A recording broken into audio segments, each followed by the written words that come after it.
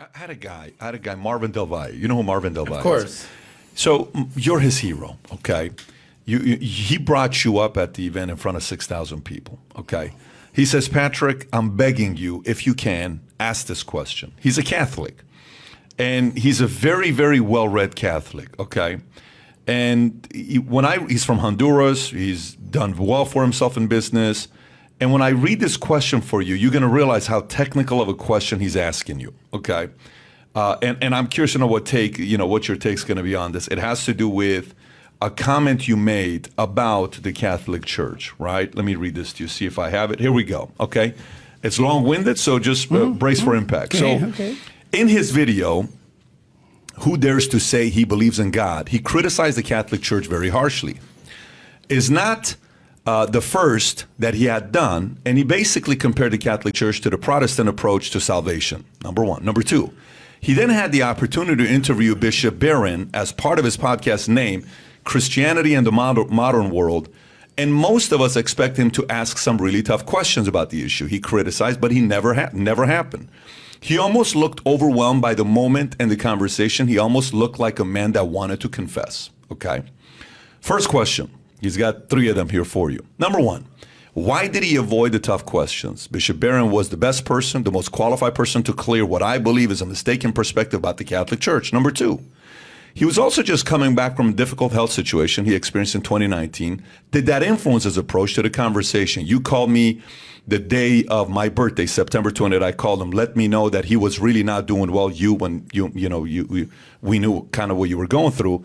I was very emotional and was praying for him ever since. You have to realize this guy's a true believer of you. Number three, my final question is about the Catholic Church. To which Catholic Church is he referring to? The Latin American Catholic Church that was heavily influenced by liberation theology for the last 60 plus years? By the way, very poor Catholic Church. B, the very wealthy North American Catholic Church. C, the European Catholic Church that almost like Anglican Church feels like a social club. D, the grown missionary African Catholic Church, also very poor and persecuted church. The Russian Catholic Church suffering persecution by the Russian Orthodox Church. The Asian Catholic Church persecuted by the Chinese government. Or the persecuted, almost decimated Catholic Church at the East. Is he talking about the pre-Vatican II or the post-Vatican II Church? Is he familiar with the current conflict that emerged from the Vatican II? He made a blanket statement about the Catholic Church. Which church is he talking about? Does he know the difference between them? Between the missed opportunity with Bishop Barron and not being specific enough about his position with the Catholic Church, he left a lot of unanswered questions. Where do you stand with that? Well, one of the things I learned from reading Carl Jung, I mean, this isn't a statement he made explicitly, but it emerges as a consequence of reviewing a fair bit of his thought.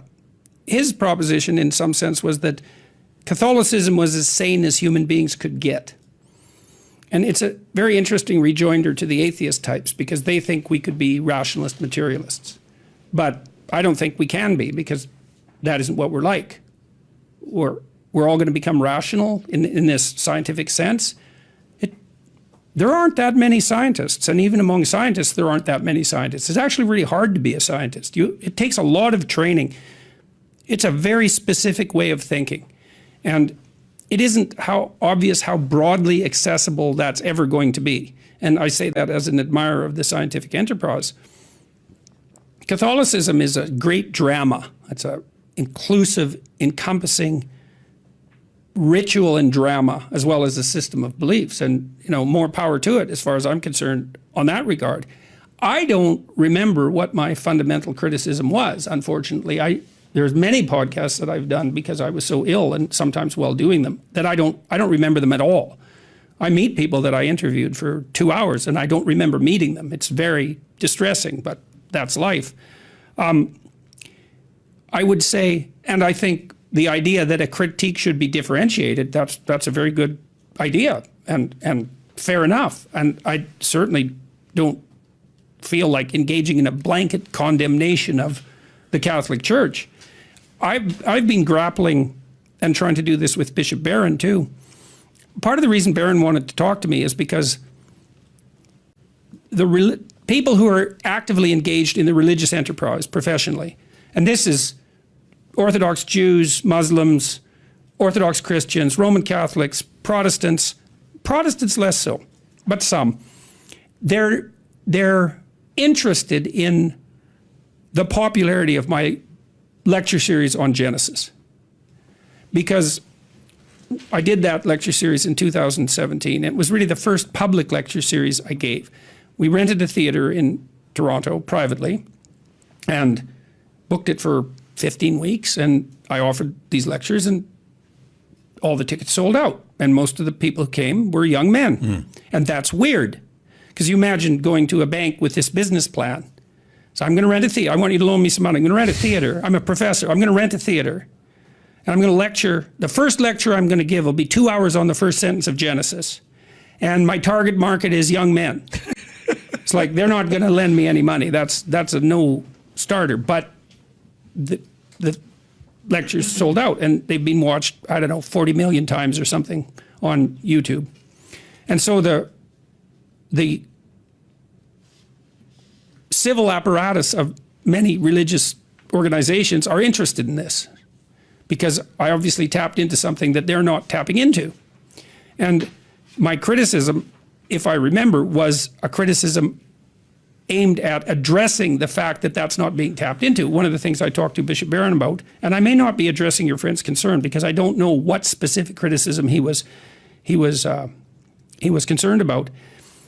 I suggested to Barron that the reason the Catholic Church is not doing as well as it might, there's many reasons, is that they actually, in the attempt to popularize the faith, especially in the 60s, they ended up not asking enough of people.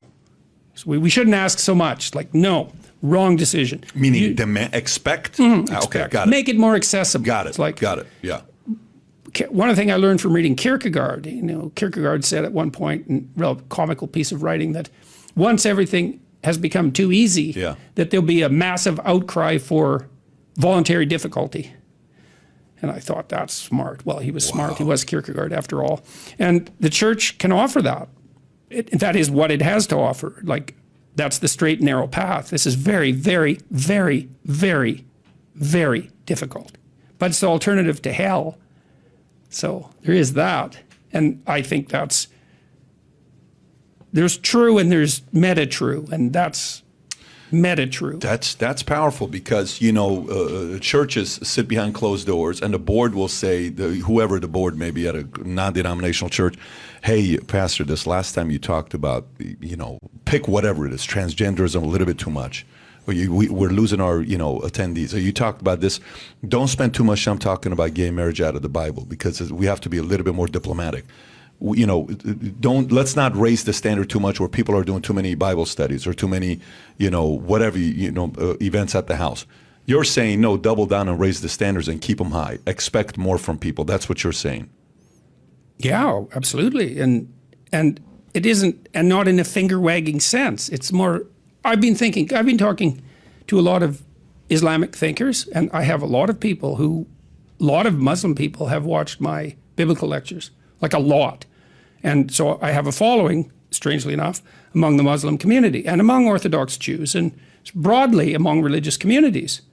And, the Christians are often on me to come out and just profess my faith in Jesus Christ as our universal Savior.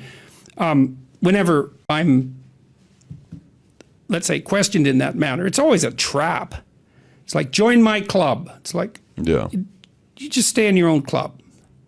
And I've got lots of people to talk to, But a huge part of,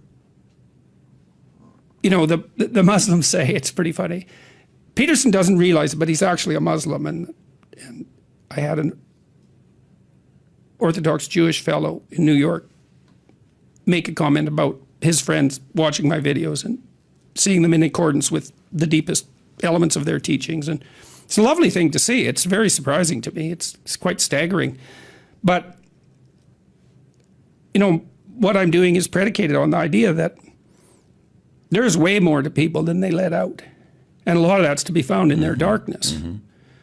And I'm making that case. I suppose the people who've been most attracted by that case have been young men. And I think that that's because they're so actively discouraged in the expression of their possibility by our culture. Actively discouraged because they're regarded as, oppressive patriarchs in training or some bloody thing like that. And it's so caustic and so horrible. I guess the question I was more asking is, the idea is if we lower the standards, attendance will go up. We've been losing attendance because standards have been very high. Let's lower it a little bit. Let's be more welcoming. It's more political and more relevant. Yeah, it's like religion isn't politics. Religion is the structure that contains politics. It's far deeper. It's like politics, literature, religion. That's sort of the structure. So politics, literature. Yeah, politics religion. is embedded. Well, you Americans, I said you're all theatrical here. Well, it's because your whole polity is encapsulated in narrative. Everyone knows that. That's the American dream. It's like, what's the American dream? Well, it's hard to put your finger on it, and you guys are exploring that all the time, not least in your popular culture. It's constant exploration of what constitutes the American dream. That's the container for the political structure, and it's the dream that unites you. The political structure does as well, but it can't unite you if the dream doesn't unite you. And underneath, so the dream that's in the domain of literature, essentially, and storytelling and dream, and underneath that, the deepest strata of the literary endeavor is the religious endeavor. The Bible is a story. Is it true? Well, it depends what you mean by true. And people say, well, that's weaselly. It's like, no, it's not.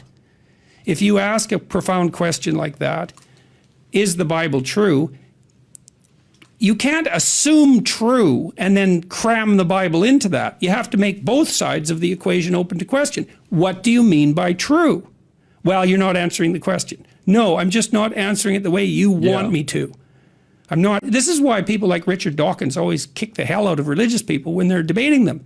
It's because Dawkins comes armed with a conception of the truth, and it's not trivial. It's like the scientific conception of the truth. This is a big club. And before he even begins, the whole structure of the debate is predicated on the fundamental acceptance that that definition of true is valid and complete.